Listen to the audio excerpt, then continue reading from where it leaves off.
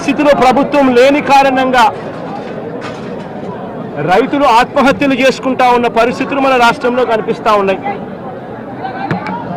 ఈరోజు ఈ సీజన్లోనే ఈ జిల్లాలోనే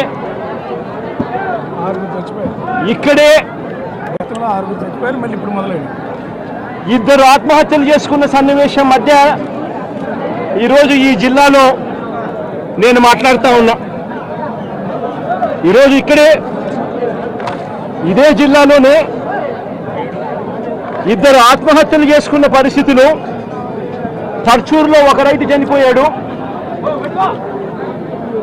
గడిచిన శుక్రవారం కొండేపిలో మరొక రైతు ఆత్మహత్య చేసుకున్నాడు. ఇద్దరు రైతులు గిట్టుబాటు ధరలు లేక ఇదే జిల్లాలో రైతాంగం చనిపోయిన పరిస్థితుల మధ్య ఈరోజు నేను ఇక్కడికి వచ్చి రైతులు పడతా ఉన్న అగసాట్లను ప్రభుత్వాన్ని గట్టిగా నిలదీస్తూ ప్రశ్నిస్తా ఉన్నా. ఈరోజు రైతు పడతా ఉన్న పరిస్థితుల మధ్య ఏ పంటకు కూడా ఈరోజు రాష్ట్రంలో గిట్టుబాటు ధరలు లేవు.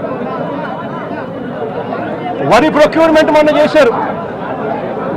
ఏ రైతుకైనా కూడా ఏ రైతును తీసుకున్నా కూడా కనీసం 300 రూపాయల నష్టానికి రైతు ఎంఎస్పీ కన్నా తక్కువ రేటుకు అమ్ముకోవాల్సిన పరిస్థితిలో ధాన్యాన్ని రాష్ట్ర ప్రభుత్వం కొనుగోలు చేసింది. వరి దగ్గర నుంచి మొదలు పెడితే మిరప, పత్తి, జొన్న, కందులు, మినుములు, పెసలు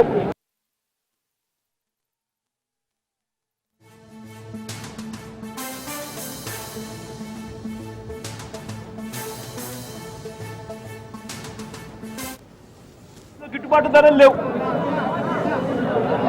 వరి ప్రొక్యూర్మెంట్ మొన్న చేశారు.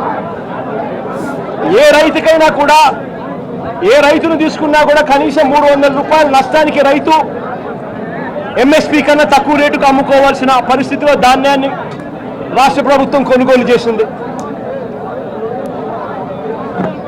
వరి దగ్గర నుంచి మొదలు పెడితే మిరప, పత్తి, జొన్న, కందులు, మినుములు, పెసలు, మొక్కజొన్న, సజ్జ, రాగులు, వేరుశనగ, అరటి, చీని, పొగాకు, కోకో ఏ పంట తీసుకున్నా కూడా రైతన్నకు ఈరోజు గిట్టుబాటు ధర రాని పరిస్థితి ఈరోజు రాష్ట్రంలో